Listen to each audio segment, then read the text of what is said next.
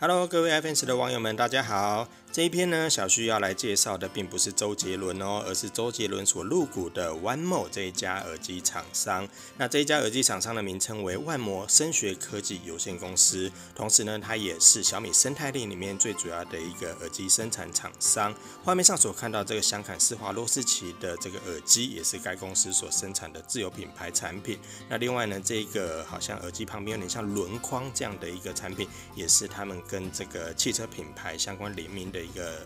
很漂亮的一个耳机。同时呢，现场呢，我们也现在看到的是很多的设计手稿哦，这些都是在该公司旗下所设计产品里面已经正式量产的一些产品哦，所以这些呢都是各个展现了这家公司在耳机上面的一些技术以及设计上的一些美学。那我们这一次很荣幸来参观他们的办公室，好，那稍晚也会去参观他们的工厂。从办公室里面，所以可以看到，其实相关的陈设都还蛮新的，因为这是一家才2013年才刚成立的公司。那总部的话是在深圳，专注于在声学上面的一些研发。那旗下呢，OneMore自有的品牌的产品非常的多哦，也获得相当多的一个奖项。那除了自有产品之外，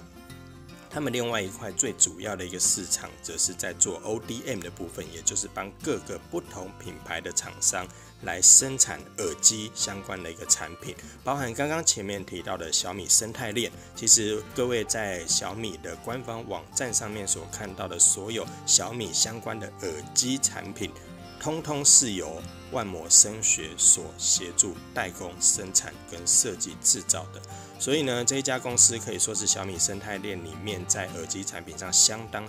重要的一家厂商。那么如果大家有注意到耳机产品的话，也会发现这家 OneMore 呢，也是最近在耳机的世界里面相当受到瞩目的一个新兴品牌。因为就像小徐刚才提到的，其实它在2013年才刚刚成立，在耳机的市场里面算是一个很新的一位伙伴。那在2016年的时候呢，华语流行天王周杰伦呢，以股东的身份正式加入了这家 OneMore 来担任创意官的身份。所以呢，这家的新兴的耳机品牌厂商也因此受到相当大的一个关注。目前甚至在美国、加拿大、英国、德国、意大利、西班牙、巴西